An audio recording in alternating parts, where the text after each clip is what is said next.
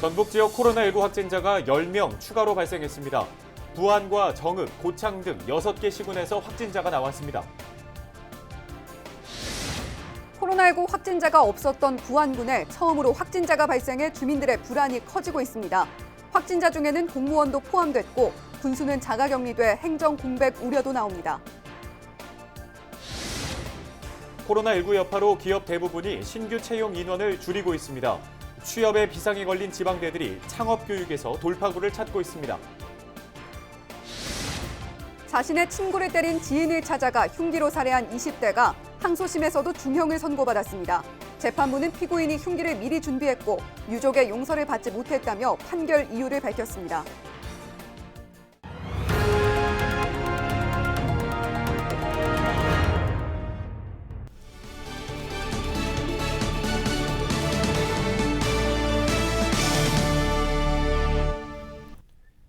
여러분 안녕하십니까? 헬로티비 뉴스입니다. 그동안 코로나19 청정 지역이었던 부안에서도 확진자 3명이 나오면서 주민 불안이 커지고 있습니다. 이 확진자 중에는 공무원도 포함돼 동료 직원 여러 명이 자가격리됐는데요. 부안 지역 방역 책임자인 군수도 격리 조치된 것으로 뒤늦게 알려져 행정에 공백이 생기지 않을까 우려가 나옵니다. 정명기 기자가 취재했습니다. 부안의 한 면사무소에 마련된 코로나19 선별 진료소입니다. 이른 아침부터 진단 검사를 받으려는 주민들이 줄지었습니다. 지난 수요일 부안에서만 확진자 3명이 나왔기 때문입니다. 주민들은 불안감을 감추지 못합니다. 무서워요. 나 좀 사람도 못 만났네. 좋은 지역이라고 잡아 있는데 그냥 갑자기 이런 게 이렇게 딱 당해버리니까. 면사무소 정문엔 폐쇄를 알리는 안내문이 붙었습니다. 확진자 3명 가운데 1명이 면사무소 직원이기 때문입니다. 부안군은 주민등록 등초본과 같은 민원 업무를 인근 면사무소에서 대신 처리하도록 했습니다. 면사무소를 잠정 폐쇄하고 노인 일자리 사업 신청 일정도 변경됐다는 문구가 나붙었는데요. 직원 A씨와 접촉한 동료 공무원 21명이 모두 자가격리됐습니다. 그러면서 건너편에 있는 주민자치센터도 잠정 폐쇄됐습니다. 부안 군수실도 직원들의 발길이 뜸해졌습니다. 다른 지역을 방문한 권익현 군수가 코로나19 확진자와 접촉한 뒤 자가 격리됐기 때문입니다. 최근 군의회 정례회 일정이나 심지어 새만금 행정구역을 둘러싼 소송 관련 변론도 부군수가 대행했습니다. 금일 권익현 군수님의 부득이한 사유로 불출석하여 박현구 부군수님으로부터 제안 설명이 있겠습니다. 방역 책임자인 권 군수는 자신의 페이스북에 청정 부안을 지키기 위해 최선을 다했지만 코로나19 확진자가 나왔다며 매우 유감스럽게 생각한다고 밝혔습니다. 그러면서 국민에게는 방역 지침을 꼭 준수해달라고 당부했습니다. 그동안 코로나19 청정 지역이었던 부안의 방역이 뚫리면서 진단 검사를 받은 지역 주민만 600여 명. 지역의 공공시설과 경로당, 어린이집 등의 운영은 잠정 중단됐습니다. 헬로티비 뉴스 정명기입니다. 전북도 보건당국은 지난 9일부터 10일 오전 10시까지 10명이 추가로 코로나19 확진 판정을 받았다고 밝혔습니다. 지역별로는 부안 3명, 정읍과 전주는 2명, 군산, 익산, 고창은 각각 1명씩 늘었습니다. 이로써 도내 누적 확진자는 10일 오후 4시 기준 모두 478명이 됐고 자가격리자는 2천여 명으로 집계됐습니다. 코로나19 방역 수칙을 위반한 전주시의 한 교회에 전국에서 처음으로 과태료가 부과됐습니다. 전주시는 이 교회에서 코로나 확진자가 나온 뒤에도 일부 신도가 마스크를 착용하지 않은 채 예배를 받다며 과태료 150만 원을 부과했습니다. 이 교회에서는 지난달 29일 확진자가 나온 뒤로 지금까지 18명이 잇따라 확진 판정을 받았습니다. 전주시는 지역 내 종교시설 1,300여 곳에 대해서도 지도 감독을 강화할 방침입니다. 코로나19 여파로 대기업과 중소기업을 비롯해 대부분 업체들이 신규 채용 인원을 줄이고 있습니다. 취업에 비상이 걸린 지방대들이 기존 취업 위주 교육 프로그램에서 창업 교육으로 전환하고 있다고 하는데요. 김남호 기자가 취재했습니다. 전북 지역 대학생과 청년들이 창업 아이디어를 발굴해 제안합니다. 이들은 최근 청년 일자리 창출을 위해 전북과학대학교 산학협력단이 진행한 창업 해커톤 프로그램에 참여한 청년들입니다. 코로나19 여파로 많은 기업들이 신규 채용을 줄이면서 지역 대학들이 창업 교육 프로그램을 확대하고 있습니다.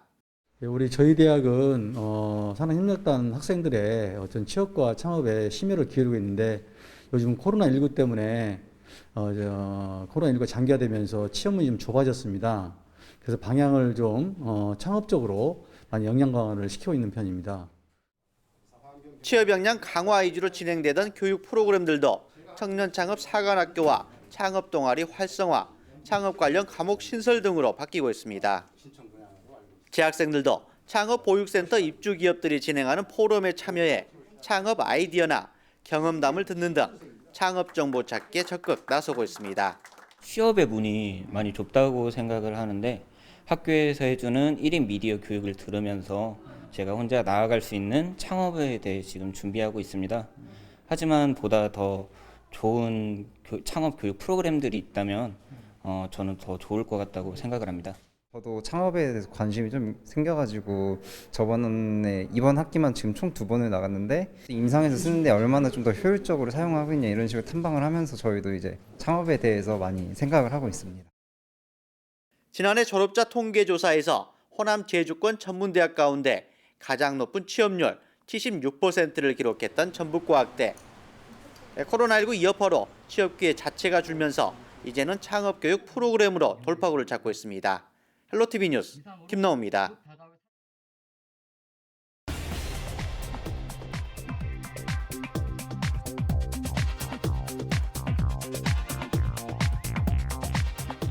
초등학교 사회교과서입니다.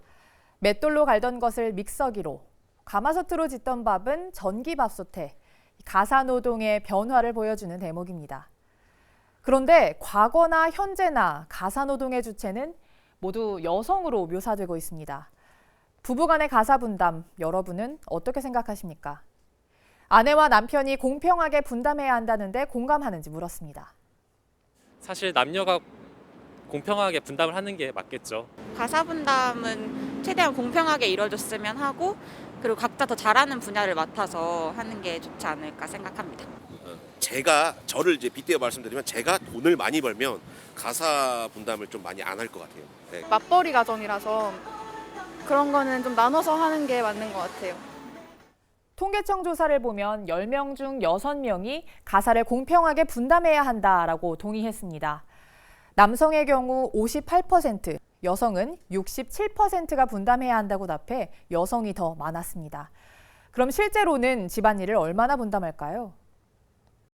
현실적으로는 좀 많이 못 도와주는 쪽이 조금 더 많은 것 같아요. 예전에는 엄마가 거의 혼자 하셨는데 나중에 그게 좀 잘못된 걸 알게 되면서 아빠한테도 많이 이야기를 해서 이제는 아빠도 많이 하시고 그래도 엄마의 비중이 아무래도 크지만 그래도 한 6대4 정도로는 된 것 같아요. 저희한테는 좀 미안한 얘기지만 지금 집에서 애기 엄마가 애기도 다 보고 집안일도 다 하고 있는 상황입니다. 도와주려고 해도 사실 일을 하고 들어가면 피곤하기도 하고 제가 도와줄 수 있는 거는 그냥 옷이라도 그냥 제자리에 잘 벗어두고. 조사 결과 10명 중 2명이 실제로 공평하게 집안일을 분담한다라고 응답했습니다. 생각은 공평하게 분담해야 한다라고 하면서도 실제로는 그렇지 못한 경우가 많은 셈입니다. 짐작하시겠지만 연령대별로 보면 크게 차이가 납니다. 20대는 43%, 30대는 27%, 그리고 40대 이후로 가면 20% 아래로 떨어집니다. 맞벌이 부부의 가사 분담률은 어떨까요? 작년 맞벌이 가구의 하루 평균 가사 노동 시간은 남성 54분, 여성은 187분으로 나타났습니다. 맞벌이라고 하더라도 여성이 남성보다 3배 넘게 훨씬 노동을 많이 하는 겁니다. 여러분의 가정에서는 어떻습니까? 헬로티비 브리핑이었습니다.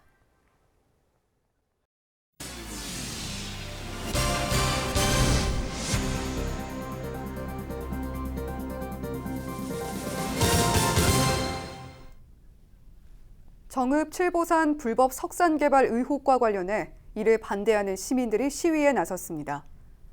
칠보산 석산개발 반대대책위원회는 10일 오전 정읍시청 앞에서 연설문을 발표하고 석산 개발 의혹과 관련한 칠보산 인근 사업에 대해 정읍시의 책임 있는 행정을 촉구했습니다.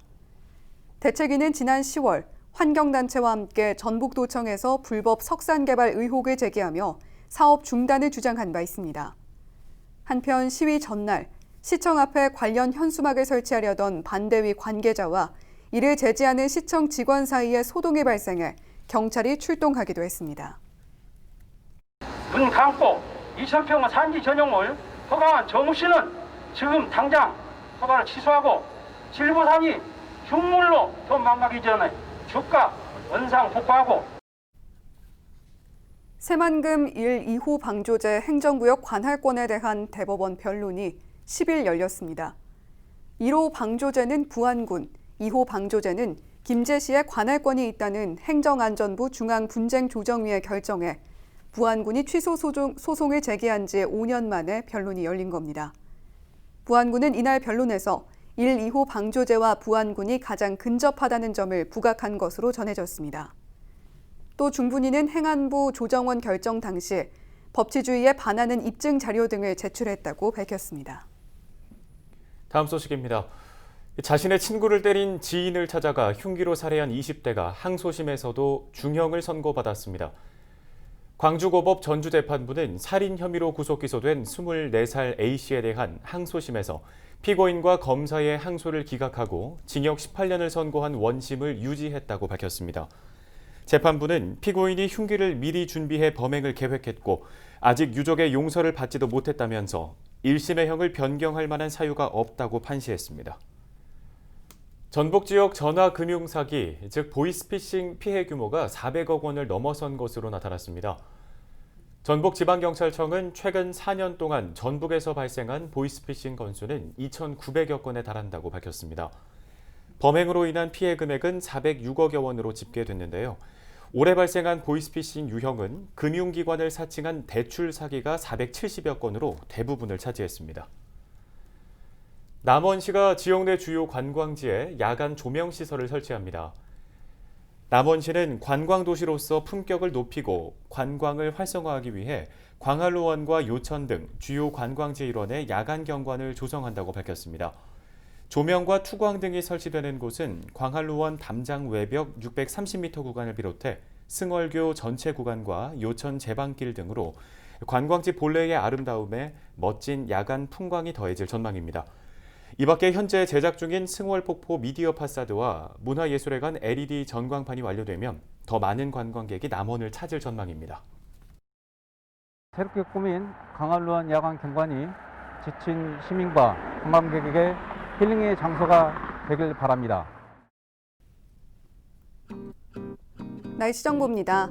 날이 조금은 따뜻해졌습니다. 금요일에도 구름 많겠지만 오전에 3도, 오후에도 11도까지 오르면서 아침 저녁으로만 보온에 신경 써주시면 되겠습니다. 주말 첫날인 토요일에도 많이 춥지 않겠습니다. 맑은 가운데 아침 기온 3도, 한낮 9도 나타내겠는데요. 다만 초미세먼지 농도가 일시적으로 짙어질 수 있으니까요. 주의해 주시기 바랍니다.